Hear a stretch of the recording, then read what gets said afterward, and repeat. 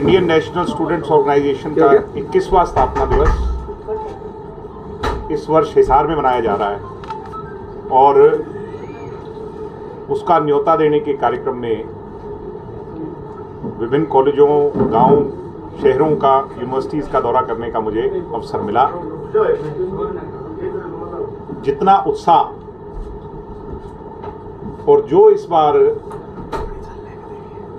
विद्यार्थियों में जोश है, मैं ये मानता हूं कि ये 21वीं सदी का 21वां स्थापना दिवस इंसो का छात्रों का सबसे बड़ा जमावड़ा होने जा रहा है। हजारों छात्र प्रदेश और उत्तर भारत के कोने कोने से हिसार में उस दिन आएंगे, जहां डॉक्टर अजय सिंह चौटाला जी, जो इंसो के फाउंडर हैं, उनके मार्गदर्शन पर चलने का काम करेंगे, उनके दिखाए रास्ते पर आगे बढ़ेंगे। वहीं हरियाणा के यशस्वी ओजस्वी उप मुख्यमंत्री भाई दुष्यंत सिंह चौटाला से ऊर्जा लेकर के आगे छात्र हितों की रक्षा करने के लिए प्रेरित होंगे। ऐसे में सभी तैयारियां, आज मैं मंडी का दौरा भी करके आया हूं, जहां रैली का स्थल है, सभा का स्थल है। छात्र हुंकार रैली की सभी तैयारियां पूरी कर ली गई हैं। मैं पार्टी के तमाम नेताओं को, ऑर्गेनाइजर्स को, सभी को बधाई दूंगा। जिस हिसाब से पूरे शहर को सजाने का काम किया और जो उत्साह हिसार में देखने को मिल रहा है, इस बार इंसो के साथी अपनी ध्वजा को हिमालय से ऊंचा उठाएंगे, मुझे ऐसा पूरा भरोसा है। एक मुद्दा तो ये था। दूसरा छात्र संघ चुनाव को लेकर के है। छात्र संघ चुनाव, जिसको जमहूरियत डेमोक्रेसी कहें, स्टूडेंट डेमोक्रेसी की सबसे बड़ी जरूरत है। सरकार का वादा 2018 में गुरु जम्बेश्वर यूनिवर्सिटी 22 फरवरी का हम याद दिला रहे हैं, बार बार दिला रहे हैं, और मुझे उम्मीद है कि सरकार जल्द चुनाव घोषित करेगी। दिल्ली, चंडीगढ़ और अन्य प्रदेशों के साथ हरियाणा के अंदर भी विद्यार्थी चुनाव, छात्र संघ चुनाव, स्टूडेंट इलेक्शन जरूर। ये दो मुद्दे थे, इस पे आपसे चर्चा करने के लिए आए। शहर में एलिवेटेड प्रोजेक्ट हो, एयरपोर्ट हो, ये रेस्ट हाउस जहां हम बैठे हैं इसका नवीनीकरण हो, बहुत सारे प्रोजेक्ट्स माननीय उप मुख्यमंत्री जी की कलम की ताकत से विकास की गति को यहां पर बढ़ाया जा रहा है। हिसार के लिए जो उनका विजन है, सरकार में सहयोगी रह करके दुष्यंत जी जो काम इस शहर के लिए, अपने शहर के लिए, अपने हिसार के लिए कर रहे हैं, वो काबिल तारीफ है। तो मैं आप सबको जहां इनविटेशन देता हूं, क्योंकि हरियाणवी में क्या करें, बिना बुलाए तो पड़ोसी के भी नहीं जाया करते, तो ये हमारा कार्यक्रम है, उसमें मेरा इनविटेशन सबसे पहले हिसार की मीडिया आप स्वीकार करें, मेरा परिवार स्वीकार करे। और मुझे उम्मीद है कि जैसे आज आप लोग आए हैं, ऐसे ही 6 तारीख को अपनी ब्लेसिंग स्टूडेंट्स को देने और आप वहां पहुंच करके उसको कवर करें। तो उससे जहां युवा साथियों को प्रेरणा मिलेगी, हौसला अफजाई होगी, आपकी शाही से और आपके कैमरों से दिखाए गए विजुअल से जब उन युवाओं का जोश पूरे प्रदेश के कोने कोने, देश के कोने कोने तक जाएगा, तो उनको हौसला मिलेगा। आप सबका धन्यवाद, आपका स्वागत 6 तारीख तक। अच्छा, 6 तारीख तक अगर इंसो ने कहा है कि 6 तारीख तक अगर चुनाव की घोषणा नहीं की करते सरकार, तो यूनिवर्सिटीज में ताला लगाया जाएगा हड़ताल की। अभी आंदोलन का रूप क्या होगा वो तैयार नहीं किया गया। एक दिन में ही ताले लगा करके फैसले नहीं हुआ करते। हमें स्टूडेंट्स के बीच में जाना है। नई पीढ़ी यूनिवर्सिटीज में, कॉलेजेस में आ चुकी है। उन लोगों का कॉन्फिडेंस जीतना है जो हमने पहले जीता। अब दोबारा जाकर के जीतेंगे, उनसे चर्चा करेंगे, वो चाहते हैं तो उनका साथ लेंगे और सरकार के साथ लेंगे। सरकार पीछे क्यों हट रही है चुनाव करवाने से? ये तो सरकार के प्रतिनिधि बता सकते हैं। मैं सरकार का प्रतिनिधि नहीं हूँ, और मैं तो अब तो छात्र नेता भी नहीं हूँ, अब तो इंसो में भी नहीं हूँ, मगर जब था तो मैंने आपके साथ मिलकर के इसकी लड़ाई लड़ी थी। आपको याद होगा, सरकार नहीं मानती थी, मगर वो कहते हैं कि महात्मा गांधी के देश में डेमोक्रेटिक तरीके से किए हुए प्रोटेस्ट की ताकत बहुत बड़ी होती है। जो ये कहते थे कि ये बंदरों की फौज है, 2-4 दिन बैठेगी चले जाएंगे। और हमने अपनी ताकत से, आपके कैमरे के सहयोग से, आपसे, आपकी कलम की ताकत से सरकार को झुकाया। कलाकार कौन कौन आ रहे हैं? कलाकार जो इंसो है उसने बहुत सारे कलाकार साथी जो हरियाणा से भी, क्योंकि कई बार ये लगता था कि दूसरे पंजाब के और साथी ज़्यादा आते हैं, मगर इस बार हरियाणा के कलाकारों को भी ज़्यादा प्रोत्साहित करने के लिए उनको अवसर यहाँ पे इस कार्यक्रम में शामिल होने का मिलेगा। चाहे वो हरियाणा के, अब कलाकारों के नाम तो है, मुझे एमडी हो गया, MC स्क्वायर है जिसने बड़ा नाम रोशन किया हरियाणा का, हमारी बहन है प्रांजल दहिया, वो आ रही हैं, और हैं गिरी कमन है, फाजिल पुरिया है, हनी सिंह हैं, अल्फाज जी हैं, सभी लोग आ रहे हैं शामिल। पॉलिटिकल लोग कौन कौन आए? पॉलिटिकल लोग, ये छात्रों की रैली है, इंसो की रैली है, और इसमें इंसो के साथी, युवा साथी, देखिए हमारा मकसद साफ है कि हम गरीब घर के बच्चे को बड़ा प्लेटफॉर्म देना चाहते हैं, आम घर के बच्चे को राजनीति में आगे देखना चाहते हैं। इसलिए अगर बहुत सारा जमावड़ा पॉलिटिशियंस का हो जाएगा तो उन बेचारों की आवाज़ नहीं आगे उठ पाएगी। तो हमारा प्राइम मोस्ट मकसद जो है वो उन्हीं की आवाज़ को उस बड़ी रैली से मौका देने का है। बाकी हमें मार्गदर्शन देने, हमें आशीर्वाद देने, हमें दिशा दिखाने डॉक्टर अजय सिंह जी आएंगे ही, माननीय उप मुख्यमंत्री दुष्यंत जी भी शामिल। सर देखा गया है कि ऐसे जो कार्यक्रम होते हैं उसमें जो है व्यवस्था जो है नहीं बन पाती और जो छात्र या यूथ है वो उग्र हो जाता है, तो कुछ इस तरीके के नहीं, हमारा कोई भी कार्यक्रम आप उठा करके देखें। एक दफे कैथल के अंदर कार्यक्रम हुआ था जिसमें 50-60 हज़ार स्टूडेंट्स आए थे। इस बारी तैयारी हमारी उससे सवाई है, तो मैं मानता हूं कि हम अपने रिकॉर्ड को खुद तोड़ेंगे। और आप पता लगाइए अपने कलीग्स जो कैथल में हैं उनसे, कितना व्यवस्थित कार्यक्रम था। हमारी कोई भी सभा व्यवस्थित रही और आगे भी रहेगी, ये मैं आपको रेस्ट एश्योर करता हूँ। आप तो आएंगे, तो आप सब आएंगे तो आपके कैमरे और विजुअल दिखाएंगे। कार्यक्रम में जो कलाकार हैं उनके काफी बड़े नाम जो है इंडस्ट्री के हिसाब से अगर बात करें तो छात्र ने जो राजनीति उनके मुद्दे गौण तो नहीं हो जाएंगे उसमें? अब छात्र राजनीति के मुद्दे तो बिल्कुल भी उसमें नहीं दबेंगे जब तक कि मीडिया सिर्फ अगर उन्हीं पे फोकस करे। अगर आप अपनी कलम से ज़्यादा छात्रों के बारे में लिखेंगे तो नेचुरली छात्रों के मुद्दे आगे जाएंगे। मगर हमारा मकसद ये है कि युवाओं को एक प्लेटफॉर्म पे एकत्रित किया जाए, उनकी आवाज़ को बुलंद किया जाए। आज हरियाणा का यूथ क्या चाहता है, हरियाणा का छात्र क्या चाहता है, विद्यार्थी क्या चाहता है, छात्राएं क्या चाहती, उनकी आवाज़ को उठाएं। छात्र संघ के चुनाव आपने कहा इसी मुद्दे के लिए आए हैं और एक इन्विटेशन देने के लिए, छात्र संघ के चुनाव को लेकर क्या सर, मैं आप तो देखो, वो कहते हैं प्रत्यक्ष को प्रमाण की आवश्यकता नहीं हो। आपसे कुछ छुपा थोड़ी हिसार के लोगों से। नोटिफिकेशन है सरकार की, और नोटिफिकेशन पर सरकार अगर अब कदम नहीं आगे बढ़ा रही, पीछे कोविड था, 2 साल नहीं, मैं बिल्कुल, हाँ जी बिल्कुल शामिल हैं। हम 20% के हिस्सेदार हैं, सरकार के सहयोगी हैं, और दुष्यंत जी सरकार के अंदर रहकर के छात्र संघ चुनाव की लड़ाई लड़ रहे हैं। फैसला दुष्यंत जी ने नहीं लेना।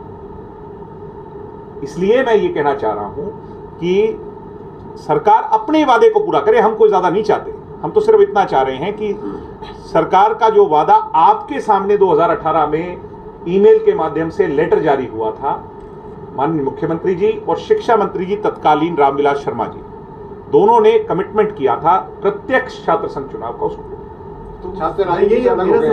आगामी चुनाव लड़ने की संभावना है आपकी इंतजार से? सर, चुनाव तो पार्टी लड़ाती है और हम पार्टी के कार्यकर्ता हैं। जहां से पार्टी आदेश देगी, मैंने तो कभी परवाही नहीं की।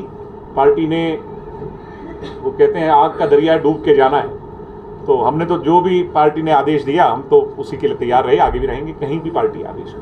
आपने जिक्र किया था छात्राओं को लेकर जिक्र किया है, लेकिन छात्राओं की अगर युवा में बात करें, मेन जेजेबी में बात करें, महिलाओं की भागीदारी बहुत कम नजर आती है। जो नेताओं की अगर बात करें, अरे मैं तो हैरान हूं कि आपने भैया मेरे से ऐसा प्रश्न पूछा। दुष्यंत जी ने 50% हिस्सेदारी, राजनीतिक आरक्षण, इस हिंदुस्तान में 27 विधानसभा हैं, पहला राजनीतिक आरक्षण दुष्यंत जी ने दिलाया है 50% महिलाओं को। 33 नहीं आएंगी, आप आए उस दिन देखें। हमारी बहुत बहनें जो है ना अच्छा काम कर रही हैं, उनको हम आगे बढ़ाएंगे। और 33% राशन डिपो जो चलाएंगी वो महिलाएं चलाएंगी। हम जैसे कहते हैं पेंशन चौधरी देवीलाल जी ने 100 दी थी, आज पूरे देश में मिलती है पेंशन। कश्मीर से कन्याकुमारी तक पेंशन मिलती है। दुष्यंत जी ने 50% आरक्षण महिलाओं को राजनीतिक दिया है, ये भी थोड़े दिन में सारे देश में लागू हो जाएगा। ये जो लॉ जलाई है ये क्रांति बन जाएगी। दिग्विजय जी, कांग्रेस के कुछ लोग कहते हैं कि कलाकारों ने भी इंसो ज्वाइन कर रखी है क्या? अब ये तो कोई सवाल नहीं हो, तो कांग्रेस के लोगों को मैं तो उनको भी इनवाइट करूंगा कि आप भी आए। उस कार्यक्रम, इतना बड़ा कार्यक्रम होगा, सब आएंगे, पूरा हरियाणा आएगा। और ये मेन स्ट्रीम पॉलिटिक्स से कोसों मील दूर, ये सिर्फ छात्र, युवा और जो है ना विद्यार्थियों का कार्यक्रम है, इसको राजनीति से नहीं जोड़ना चाहिए। अर्जुन चौटाला जी की वीडियो वायरल हो रही है, उसमें कह रहे हैं कि 10% के बिना कोई फाइल पास नहीं होती, आरोप लगाते नजर आ रहे हैं आपको आपके भाई। वो मेरे से छोटे हैं, मेरे बहुत प्यारे भाई हैं, मैं उन्हें बहुत प्यार करता हूं और इससे ज़्यादा मैं उनके लिए कुछ नहीं कहूँगा। वो अच्छा राजनीति में कामयाब हों। एक उन्हें बड़ा होने के नाते सिर्फ यही कहूँगा कि अगर कोई फैक्ट्स हैं, आप विरोधी राजनीतिक दल में हैं तो फैक्ट्स जनता के सामने रखें। पढ़े लिखे समझदार लोग बिना तथ्यों की कोई बात नहीं किया करते। अगर कोई फैक्ट्स हैं, जैसे उनके पिता मेरे चाचा आदरणीय चौधरी अभय सिंह जी ने कहा था विधानसभा में कि मैं जब यात्रा निकालूंगा तो दुष्यंत के सारे कच्चे छिट्टे सामने रखूंगा। कुछ प्रॉपर्टी लैंड यहाँ की आपके हिसार की भी बताई थी, जिसपे गबन उनने हमारे पर ये लगाया कि हमने किया, तो कहा था कि मैं वो सारी रजिस्ट्रियाँ सामने रखूंगा, इनके नाम सामने रखूंगा। आज तक ऐसा कुछ नहीं आया। मेरे प्रिय छोटे भाई से भी ये कहूँगा, सकारात्मक राजनीति करें।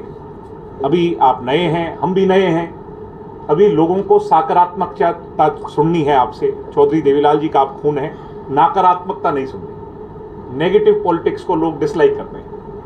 मुंह में बात करके कुछ कहना चाहेंगे, मुंह में बात करके जो फिलहाल अभी हालात चल रहे हैं। एक वन बाय वन आपका ले लूं पहले। इस बार चुनाव लड़ेगी अगर चुनाव की घोषणा हो? निश्चित तौर पर सर, बिल्कुल निश्चित तौर पर। हमने पहला चुनाव, क्योंकि एक आरोप लगता था कि ये सिर्फ खुद प्रधान बनाने के लिए चुनाव करवा रहे हैं या एक माहौल बनाने के लिए चुनाव करा रहे हैं, हमने पहले चुनाव को चौधरी देवीलाल जी के सिखाए रास्ते पर, जैसे उनने कहा था कि अगर लोगों को लगता है मैं हरियाणा बना रहा हूं तो मैं ही मुख्यमंत्री बनना चाहता हूं, उन्होंने कहा कि मैं पहला चुनाव ही नहीं लड़ूं, तो उस पे हमने पहला जो इनडायरेक्ट इलेक्शन था उसको नहीं लड़ा था।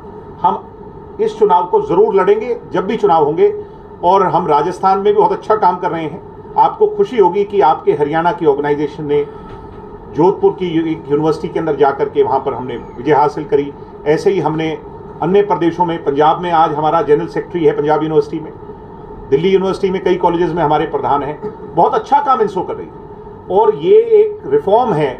सिर्फ पॉलिटिक्स नहीं करती इंसो, सिर्फ छात्रों के मुद्दों को नहीं, एक सोशल एजेंडा पे भी बहुत बड़ा काम करती है। आपने देखा 10,800 नेत्रदान कर Guinness book of world record आज भी इंसो के नाम। 500 से ज़्यादा इंसो के हमारे सहपाठियों ने जो है एम्स की टीम के सामने रोहतक के अंदर पूरा ब्लड अपने बॉडी के हर ऑर्गन को जो है डोनेट किया हुआ। ऐसे बहुत अच्छे अच्छे काम। बार बार स्टूडेंट इलेक्शंस को स्थगित किया जाता रहा है, आपका क्या मानना है कि क्या स्टूडेंट्स को पॉलिटिक्स से अलग रखने के लिए ये कदम उठाया जाता है? मैं बार बार ये कह रहा हूँ, हमारे देसी भाषा में कहते हैं पौध के बिना धान नहीं होगा करता। पहले उसकी वो लगाते हैं फिर धान लगता है। तो जब पौध नहीं होगी तो अच्छी लीडरशिप को रोक, ये एक तरह से उसके लिए हैजार्ड है। तो मैं ये मानता हूँ कि अगर पूंजीवाद, अब हम कहने को कुछ भी कहें, अच्छी लीडरशिप कॉलेजेस से ही निकली है इस देश की। जब 2 क्रांतियां आई हैं, 77 की आई है या ये 89 की आई है या अन्ना हजारे की आई है, जो 3 क्रांति मानता हूं देश की आज़ादी के बाद, जो सोशलिस्ट रिफॉर्म की आई हैं, वो तीनों की तीनों कॉलेज और यूनिवर्सिटियों के विद्यार्थियों ने ही उसको खड़ा किया है। तो हरियाणा में क्यों नहीं? क्या आप चाहते हैं सिर्फ पैसे वाले राजनीति में आए या जिसके पास धन दौलत है वो राजनीति में आए? गरीब घर के बच्चे को लीडरशिप का एक्सपोजर अगर मिलेगा तो वो सीधा पॉलिटिकल पार्टियों में नहीं मिलेगा, वो कॉलेजों में मिलेगा, अपनी क्लासरूम में बोलेगा और फिर वो कॉलेज के मंच पे बोलेगा, यूनिवर्सिटी के मंच पे बोलेगा और फिर वो आगे जब चुनाव हुआ उसके फॉर्मेट को लेकर भी सवाल उठे थे, तो फॉर्मेट को लेकर भी आप? हाँ, प्रत्यक्ष चुनाव, अप्रत्यक्ष चुनाव नहीं, मंजूर नहीं होगा। और फिर उसके अगर अप्रत्यक्ष चुनाव सरकार कराती है तो हम उसका विरोध करेंगे। हरियाणा हरि का निवास, जिसमें कभी भी कम्युनल, अपने यहाँ लड़ाई तो रही मगर सरकारों के विरुद्ध रही, मगर कम्युनल लड़ाई कभी नहीं हुई, जाति के आधार पर लड़ाई नहीं हुई, धर्म के आधार पर लड़ाई नहीं हुई। वो कहते हैं सांप ने फन उठाया है।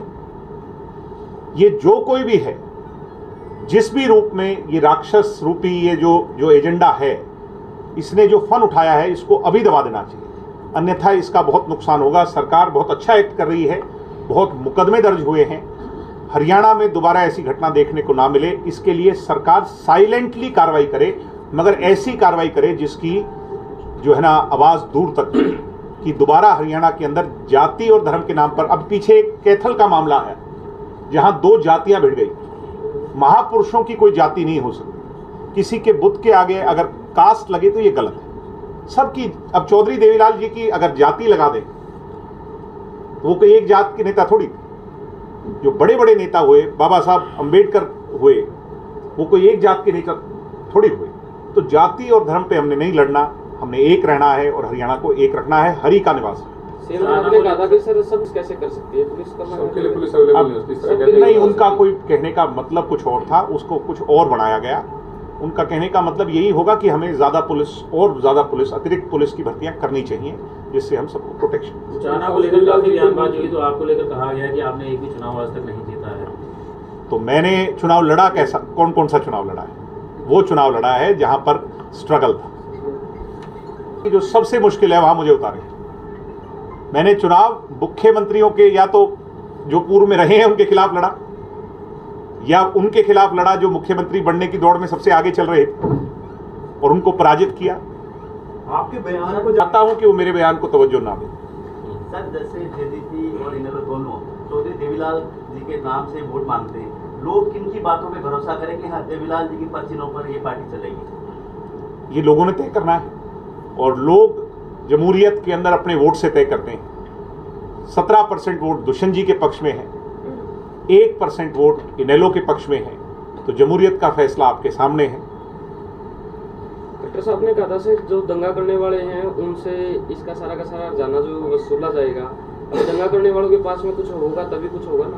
लोग कह रहे हैं कि सरकार ने पल्ला झाड़ दिया। ऐसा नहीं है, जो भी लोग हैं सरकार कार्रवाई करेगी और ज़रूर उनसे पूरा हर्जाना इसका जो है ना पूरा करवाएगी। दंगा हुआ, गलत हुआ, पहला हमारा प्राथमिकता रहनी चाहिए हरियाणा को इस आग से निकालना। उसके मामला सामने आ रहा है, आपकी नज़र में है क्या? वहाँ पर कंस्ट्रक्शन चल रही थी, उसके सौंदर्यीकरण को लेकर के मूर्ति के आसपास, और जो वाइब्रेशन और निरंतर बारिश से उसमें मूर्ति के अंदर कोई कमजोरी आई है। रात को वो खंडित तो नहीं कहूँगा, वो जो उसका हिस्सा टूट गया, उसी समय उप मुख्यमंत्री जी ने संज्ञान लिया, हमारी पार्टी के लोगों ने संज्ञान लिया। जो मूर्तिकार हैं वो जयपुर बेस्ड हैं, जिन्हें मूर्ति बनाई, उनको कल रात को दिशा निर्देश दे दिए गए। आज काम शुरू हो चुका है। मूर्ति को कवर कर करके बहुत जल्द उसका पूरा काम दोबारा उसको रिफर्बिश करना है, उसको चेंज करना है, बदलना है, वो तय करेंगे, मगर बहुत जल्द उसको ठीक कर लिया जाएगा। ये किसी की कोई शरारत से नहीं हुआ, ये मूर्ति खंडित नहीं हुई, वो कमज़ोर होने के कारण, वाइब्रेशन के कारण, उसके जो आसपास काम चल रहा था उसके कारण उसमें कोई कमजोरी।